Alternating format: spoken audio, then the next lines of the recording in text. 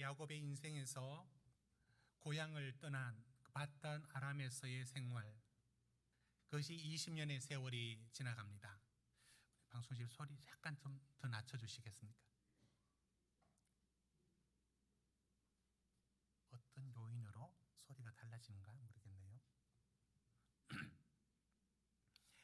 야곱의 인생에서 고향을 떠나 바단 아람으로 가서 하란에서 산 지가 생활이 20년의 세월이 지나갔습니다. 야곱은 그 라반으로부터의 도망을 가듯 이제 나오게 됩니다. 그러나 라반이 뒤쫓아왔죠. 그렇지만 하나님께서는 그 야곱을 라반으로부터 보호해 주시고 그의 태어났던 고향으로 돌아가도록 해 주십니다. 이렇게 라반에게서는 벗어났지만 아직도 넘어가야 될 산은 또 있었습니다. 그를 기다리고 있는 것은 바로 그의 과거가 기다리고 있었습니다. 야곱을 기다리고 있는 것은 야곱의 과거였습니다. 곧 에서가 기다리고 있는 것입니다. 20년은 이제 돌아가려고 할 때 그 나이 그리고 그 세월은 어느 정도 기억으로 남아 있을까요? 여러분, 야곱에게 20년 전의 기억은 어떤 선명도를 갖고 그 속에 갖고 있었을까요?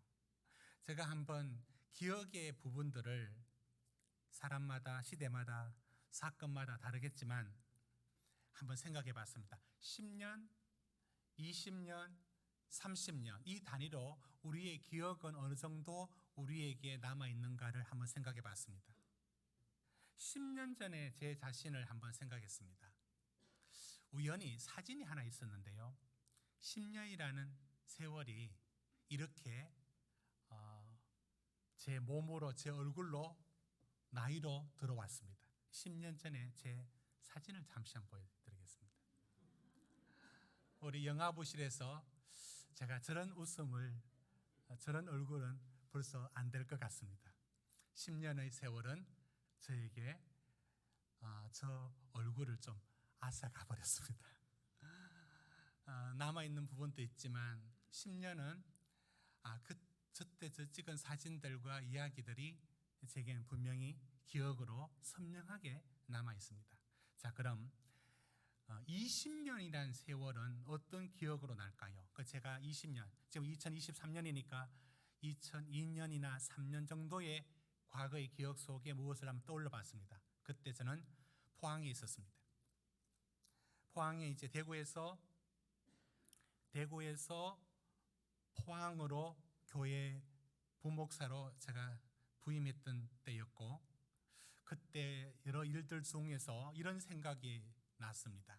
20년 전에 생각을 해보니까 그때 포항에 첫 설교를 갔을 때에 먼저 도착해서 차에서 설교 원고를 보고 연습하던 그 골목, 그리고 시간이 되어서 긴장감이 밀려왔고 그래서 설교하러 올라갔던 그 강단, 그 반응들, 이런 기억들이 아직 선명히 남아 있습니다.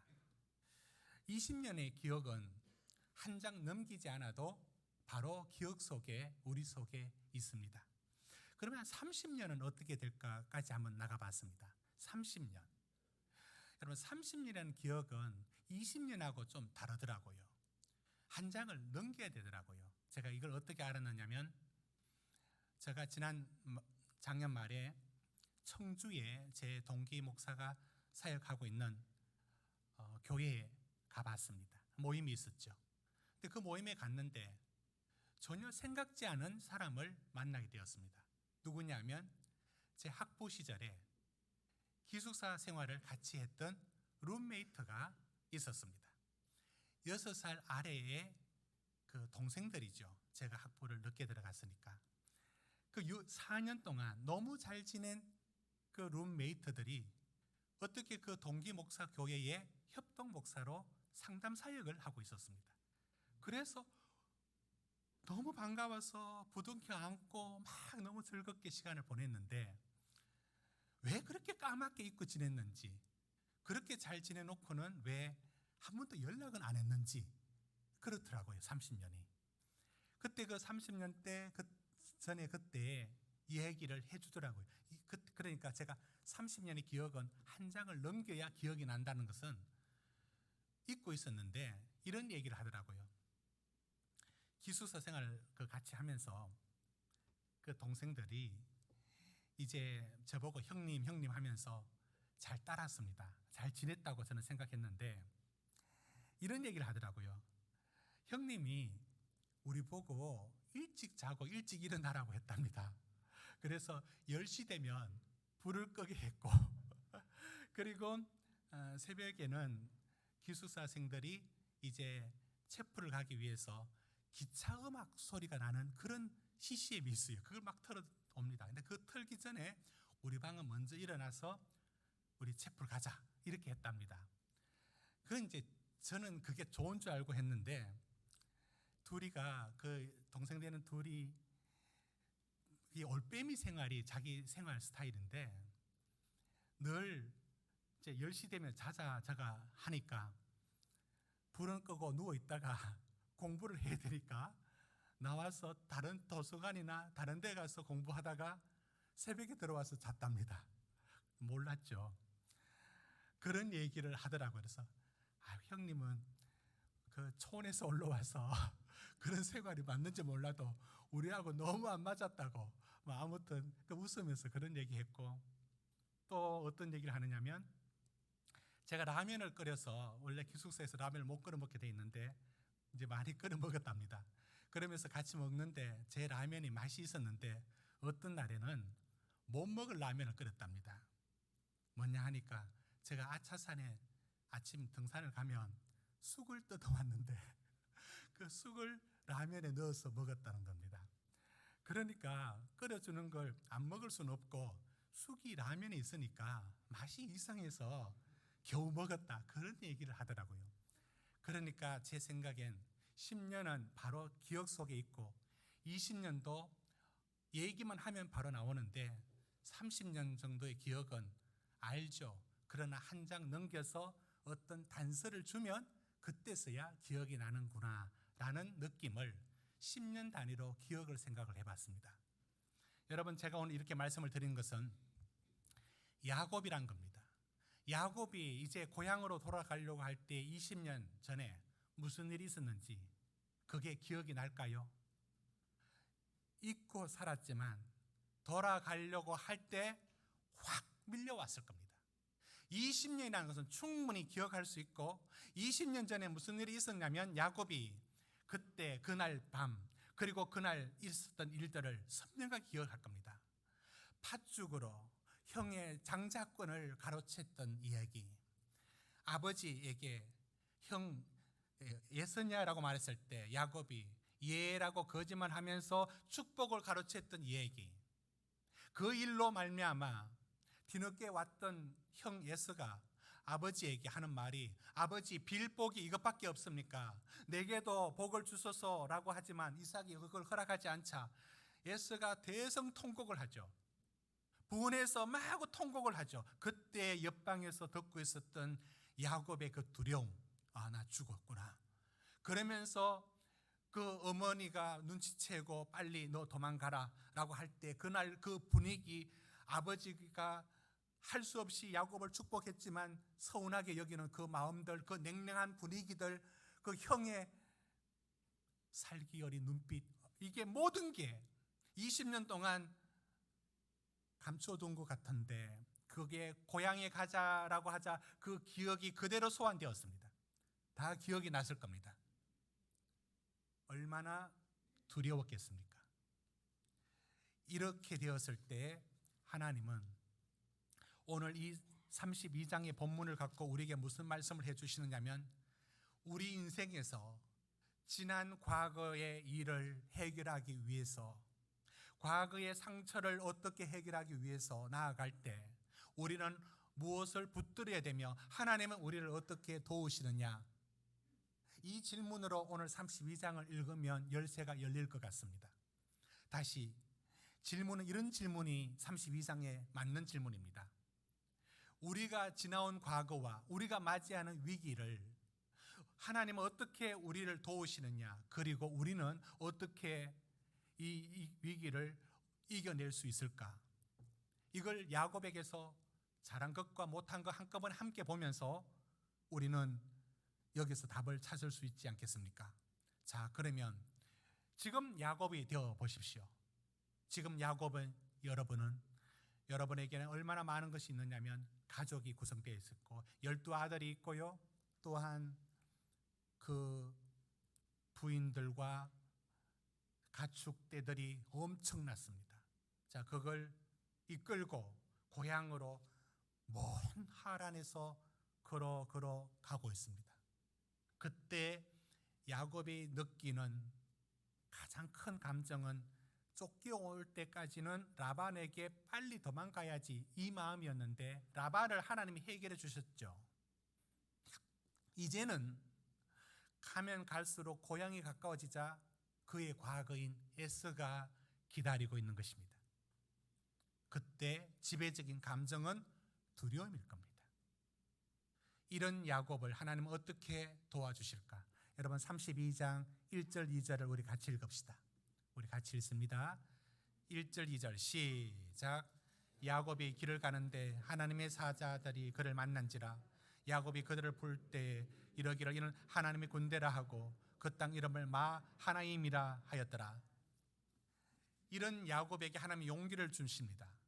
무엇이냐면 하나님의 사자가 야곱을 만나주는 겁니다.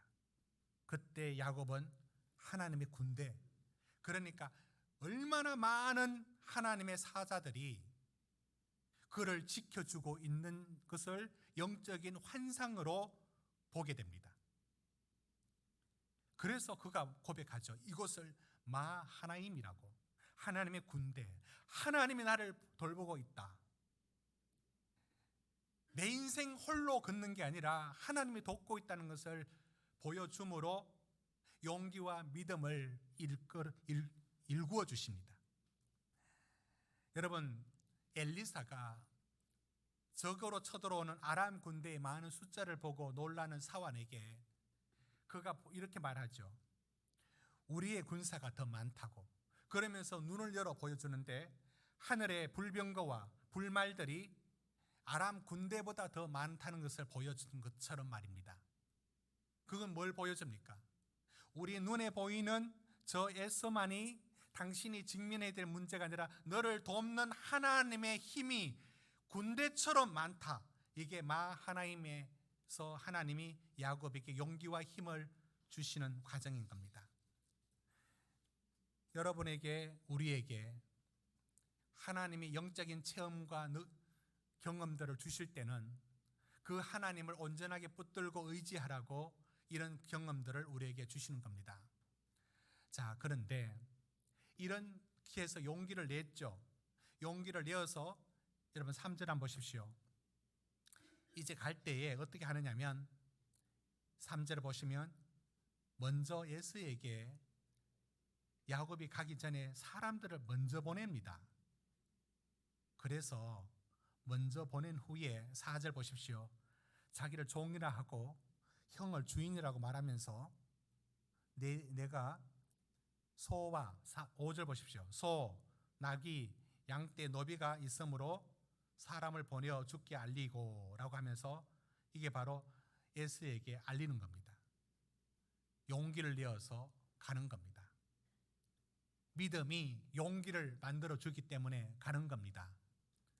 자, 그러나 마하나임의 하나님이 우리에게 믿음과 용기를 주신 것처럼 야곱에게 그렇게 해 주셨습니다. 그러나 연약한 야곱은 그 믿음이 어떤 일 앞에도 흔들리지 않을 수 있느냐면 그렇지 않습니다. 이 소리 하나에 딱 깨지고 맙니다. 어떤 소리? 6절 7절을 같이 읽읍시다. 우리 32장 6절 7절 우리 같이 읽습니다. 시작. 사자들이 야곱에게 돌아와 이르되 우리가 주인의 형 에서에게 이른즉 그가 400명을 거느리고 주인을 만나려고 오더이다.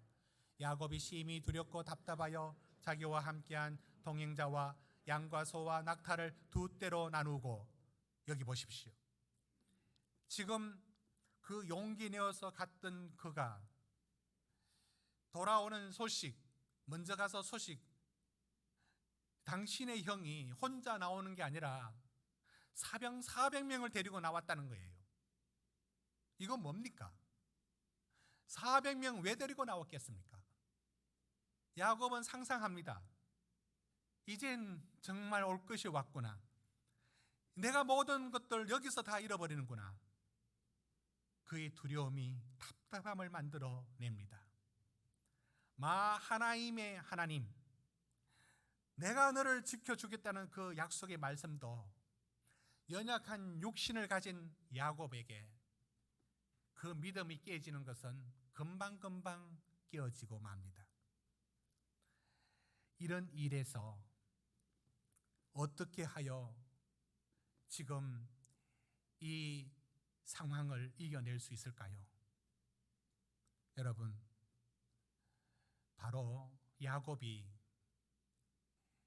답답한 심령은 그 전에는 이 정도까지는 생각지 않았을 겁니다. 잘하면 형도 잘 받아주겠지, 이 막연히 생각했는데 군사 400명 데리고 만나러 온다는 얘기 듣자 갑자기 두려워지면서 그의 믿음은 바닥을 칩니다. 그리고는 그가 이제 제대로 하나님을 찾기 시작을 합니다. 왜 우리는 평안히 길을 갈 때는 주님을 잊고 살고 환난의 바람과 고난의 가시에 찔릴 때만 하나님을 찾는지, 그래라도 찾으면 다행이라고 말할 수도 있지만 야곱이 그러하다는 겁니다. 야곱이 그러합니다. 왜 평안히 갈 때는 잊어버리고 사는지. 바로 야곱은 자기 힘으로 아무것도 할 수 없다는 사실을 만나고서야 하나님께 엎드립니다. 그가 엎드려서 이렇게 기도합니다. 9절입니다. 여러분, 9절을 우리 같이 읽읍시다. 9절 시작. 야곱이 또 이르되 내 조부 아브라함의 하나님, 내 아버지 이삭의 하나님 여호와여, 주께서 전에 내게 명하시기를 내 고향 내 족속에로 돌아가라, 내가 내게 은혜를 베풀리라 하셨나이다. 여러분, 방금 우리가 읽었던 이 말씀에 야곱이 정말 야곱 같다는 생각이 들지 않습니까? 하나님이 야곱에게 이런 약속을 해주었습니다. 네가 이 고향으로 다시 돌아올 것이다. 아브라함에게 해주셨던 약속처럼 하늘의 별처럼 바다의 모래처럼 내 후손이 많아질 것이다. 그 약속을 해주었습니다. 아니, 하나님이 그 약속을 해주실 때는 그는 언제나 귀로 듣고 그것이 머리와 마음속에 남아있지를 않습니다.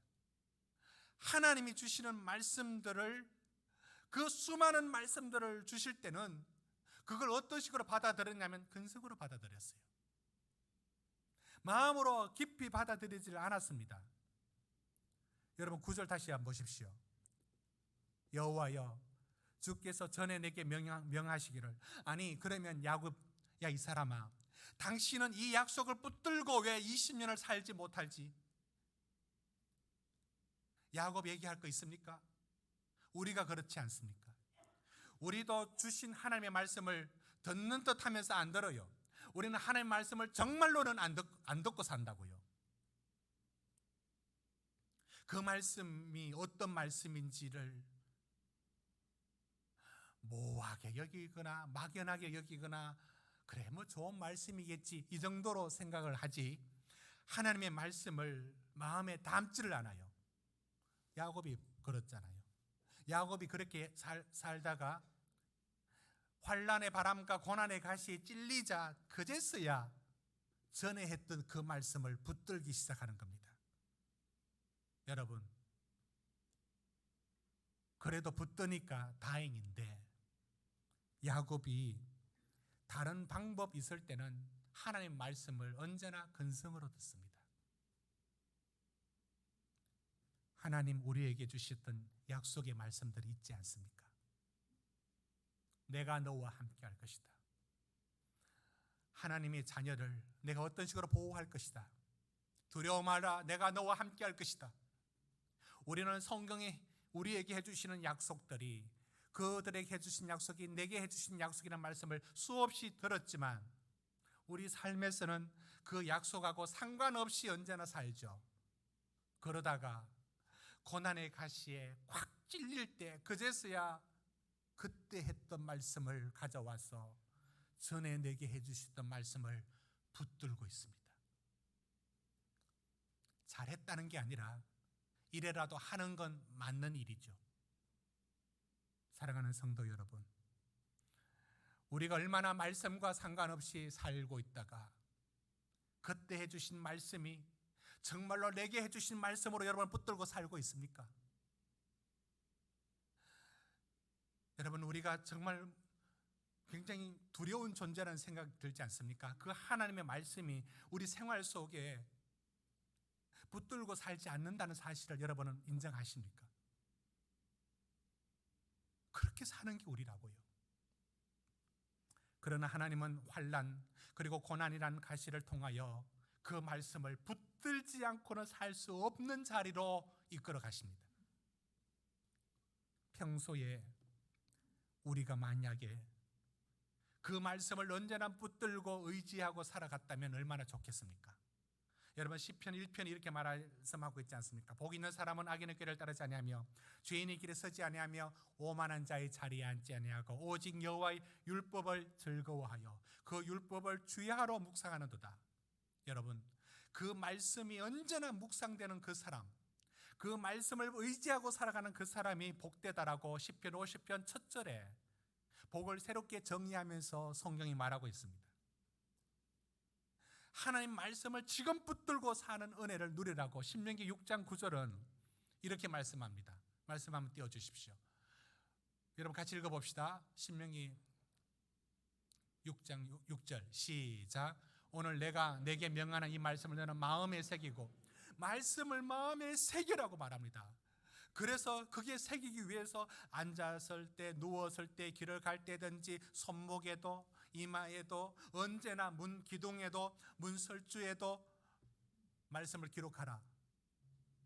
그만큼 그 말씀을 지금 누리러 살아라고 하지만 대부분의 우리는 야곱처럼 말씀을 붙들지 못하고 살고 있습니다.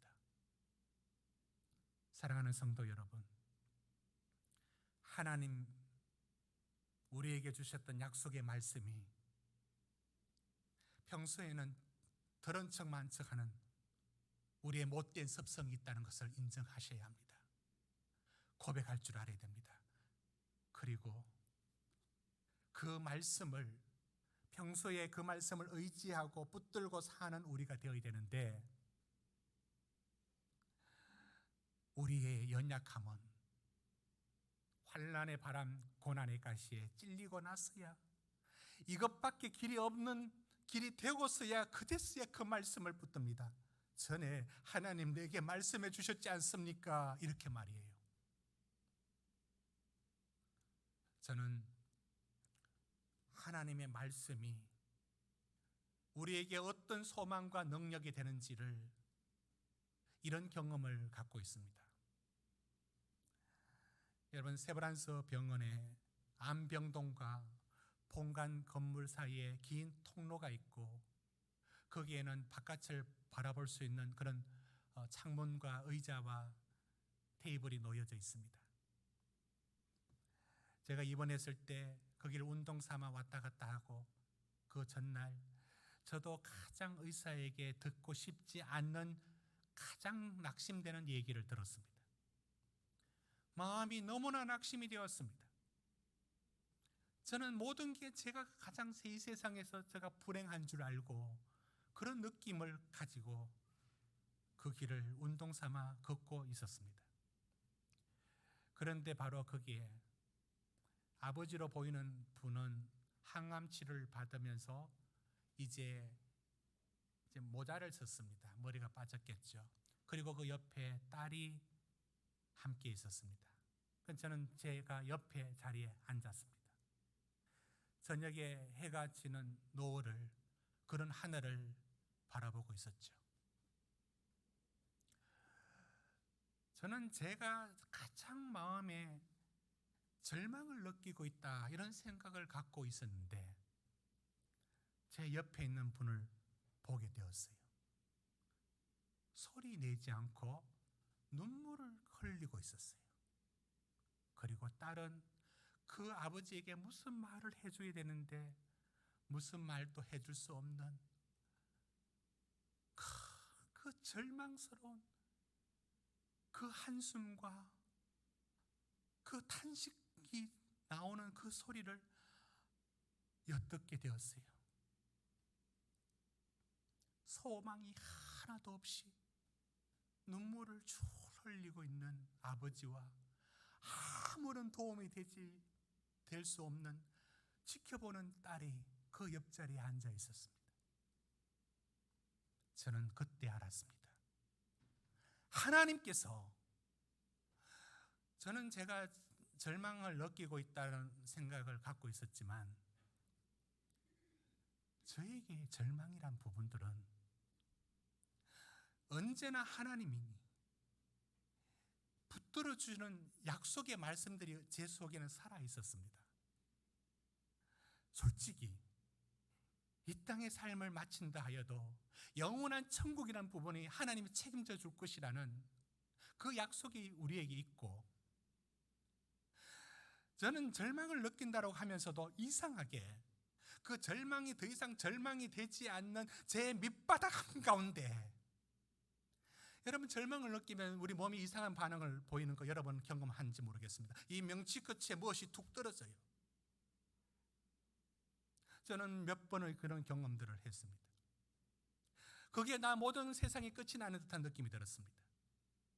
그런데 이상하게도 그것이 끝이 아니고 이후에 어떤 삶이 펼쳐진다 하여도 하나님이 붙들고 계신다는 그 약속의 말씀이 제에게는 제가 갖고 있는 믿음이 아닌 또 다른 믿음이 제 안에 들어와 있었습니다. 그것이 저를 붙들고 있었다고요. 그 말씀이 저를 붙들고 있었습니다. 그러나 그것이 전혀 없는 옆에 저분이 흐르는 눈물과 소망이 하나도 없는 그 아버지와 딸의 그 바라보고 있는 저 저녁 노을을 바라보고 있는 그 눈빛 속에는 요만큼도 소망이라는 게 하나도 없는 그 얼굴들을 보면서 저는 정말 말해주고 싶었어요. 저는 그 순간에 저는 제가 갖고 있는 게 절망이 아니라는 걸 알았어요. 하나님이 언제나 해주셨던 약속의 말씀이 제 속에 살아 역사하고 있었고 그게 저를 붙들고 있었어요. 저는 절망이라고 말했는데 그게 절망이 아닌 또 다른 어떤 힘이 저를 붙들고 있었는데 옆에 분은 하나도 없는 거예요. 그게 하나도 없는 사람의 눈빛을 여러분 아십니까? 소망이 요만큼도 없는 사람의 그 눈빛을 여러분 아십니까? 우리는 그렇지 않다고요. 저는 그때 알았습니다. 하나님이 내게 해주셨던 약속의 말씀을 대충 지나갔던 모든 말씀들이 환난의 바람, 고난의 가시에 찔릴 때는, 그것만이 유일한 길이 될 때는, 그 말씀만을 붙들게 될 때 그 말씀은 살아서 우리를 지켜주고 있었습니다. 사랑하는 성도 여러분, 우리가 있는 자리에 모든 것이 다 사라진 그 자리에도 우리를 붙들고 있는 것은 하나님의 말씀이라고요. 그렇게 대충 듣고 지나왔던, 그렇게 귀담아 듣지 않았던 모든 말씀들이 하나하나가 나를 붙드는 말씀이고 내 생명을 지키는 말씀이고 절망의 구렁텅이에서 소망을 이끌어내는 하나님의 능력의 말씀이, 그게 그 말씀인 줄 왜 우리는 모르고 살고 있는 것일까요? 야곱이 뻔뻔스럽기는 하지만 그 말씀을 할 때는 다 상관없이 살아놓고는 이제는 길이 보이지 않자 그제서야 여호와여 전에 내게 하신 말씀을, 그 말씀을 붙들고 들어오는 겁니다. 사랑하는 성도 여러분, 우리가 만날 모든 환난과 어려움 속에서 우리는 이걸 이길 힘을 어디서 찾느냐면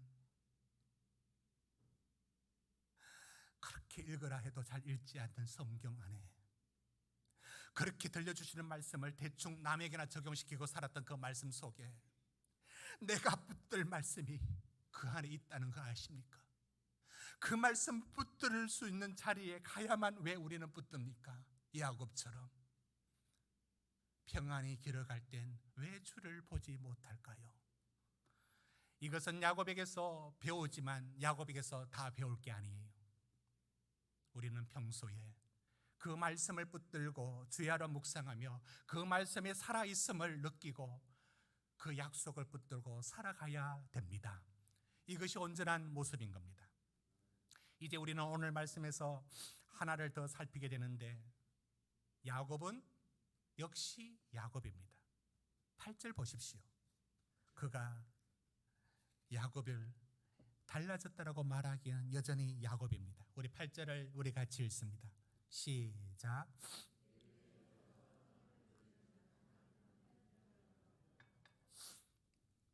야곱은 본능적으로 살기 위한 그의 머리에 프로그램이 돌아갑니다. 에서가 기다린다라고 하자 한 때를 치면 남은 한 때는 피하리라 전략을 세우는 겁니다. 굉장히 인간적인 야곱의 계산 버릇은 이 상황에서도 여전히 나옵니다. 야곱 뭘 할 거 어디 있습니까? 우린 안 그렇습니까? 바로 이 인간적인 방법으로 어떻게 하느냐면 야곱을 만나기 전에 이 에서를 만나기 전에 선물을 줍니다. 어떤 식으로 주느냐면 여러분 16절부터 한번 보시겠습니다. 여러분 16절, 17절 같이 읽읍시다. 16절, 17절 시작. 그것을 각각 때로 나누어 종들의 손에 맡기고 그의 종에게 이르되 나보다 앞서 건너가서 각대로 거리를 두게 하라 하고 그가 또 앞선 자에게 명령하여 이르되 내 형 에서가 너를 만나 묻기를 내가 누구의 사람이냐 어디로 가느냐 내 앞에 것은 누구의 것이냐 하거든. 이러면서 이 때를 몇 팀으로 나누느냐면 저는 처음에 2팀으로 나눈 줄 알았어요. 그게 아니에요. 자세히 보세요. 지금 야곱이 가진 그의 재산들을 2대가 아니라 6, 7, 8대까지 나누는 것 같아요. 이런 식인 겁니다.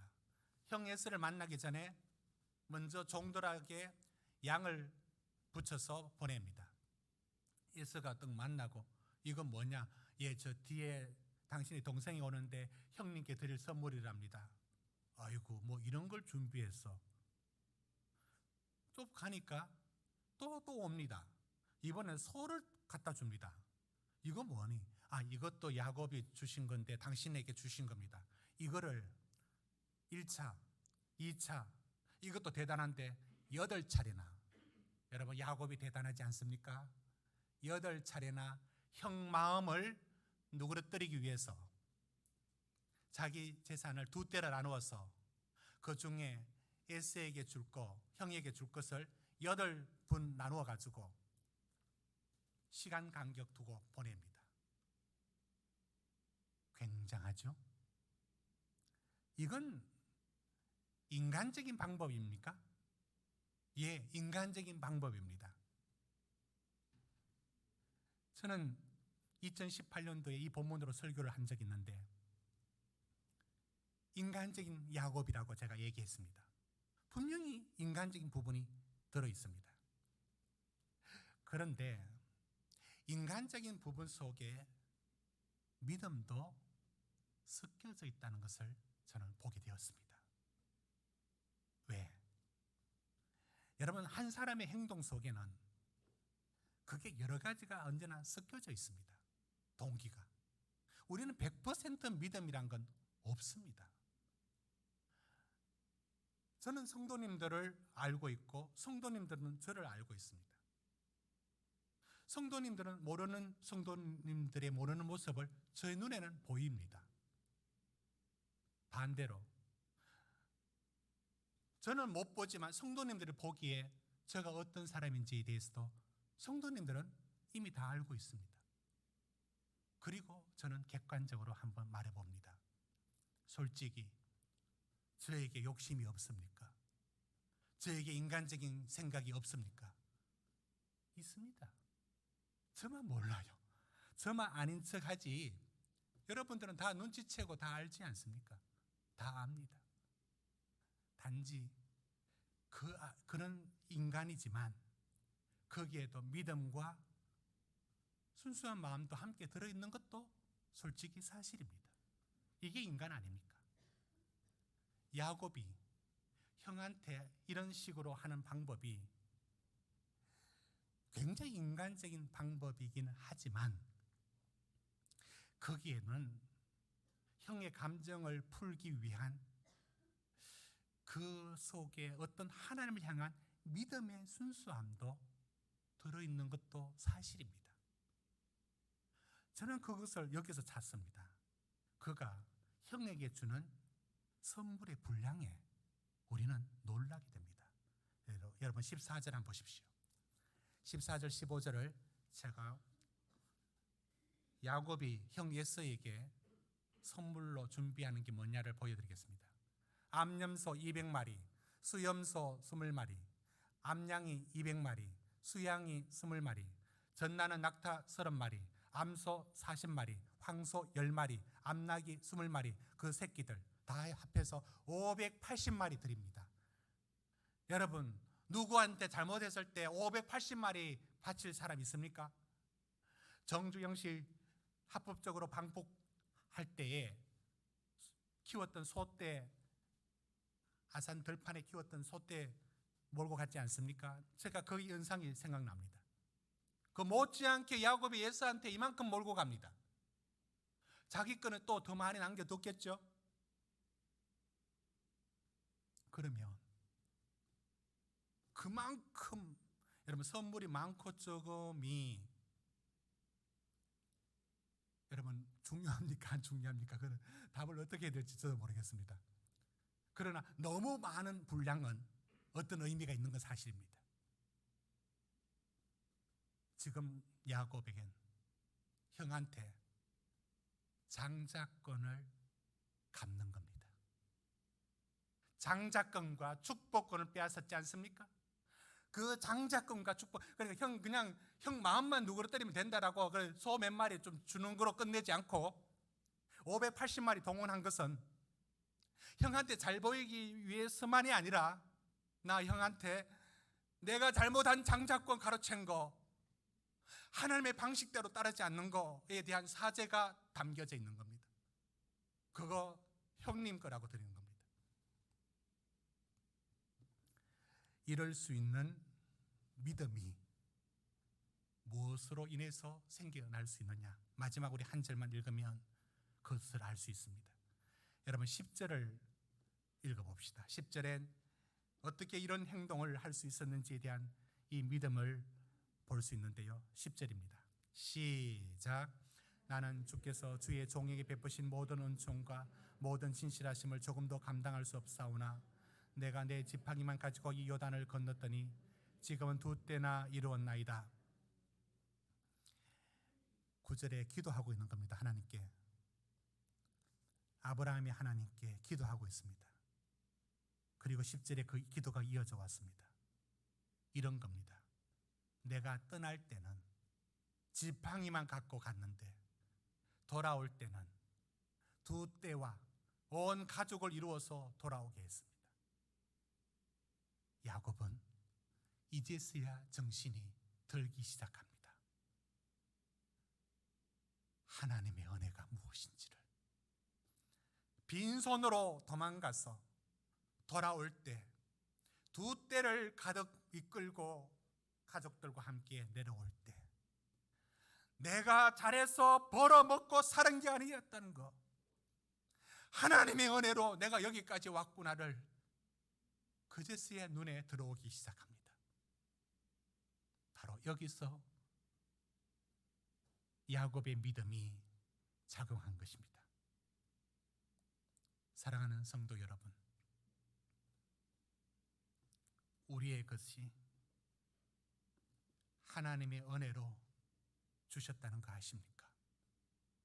여러분은 어떤 출발을 해서 여기까지 왔습니까? 욥기서에 내가 적신으로 와서 적신으로 간다 했는데 그 몸으로 와서 여러분은 지금 갖고 있는 것은 무엇입니까? 그 안에 하나님이 허락해 주신 것과 하나님이 여러분의 인생을 붙들어 주신 것을 야곱처럼 우리도 그런 깨달음이 있어야 하는 줄 압니다. 내 삶에 필요한 것들, 여러분 우리가 어디서 출발해 왔는지 10절 다시 한번 보십시오. 감당할 수 없다라고 했죠. 왜 감당할 수 없? 자기는 그런 자격과 그런 처지가 되지 못한다는 사실을 보는 겁니다. 여러분 우리가 누구냐면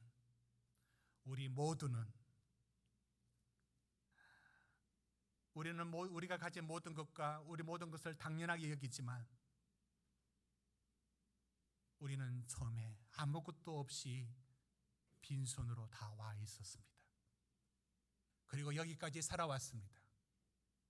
삶의 풍랑과 어려움이 여러분을 힘들게 살게 만드는 모든 것들이 여러분 힘처럼 사는 것처럼 보여지게 했지만 사실 돌아보면 하나님의 은혜가 오늘 이 자리에 오도록 해주신 것입니다. 오늘 이 자리에 우리가 정상적인 의상을 입고 활동을 하며 꿈을 펼쳐나가듯 일을 하며 살아가는 모든 일들 속에 이 모든 것들이 하나님의 은혜로 주신 것이고 우리에게 남은 모든 일들까지도 하나님이 그 일을 감당하도록 우리와 함께 해주신 약속으로 주신 것을 믿음으로 볼 수 있기를 주의 이름으로 축원드립니다. 기도하시겠습니다.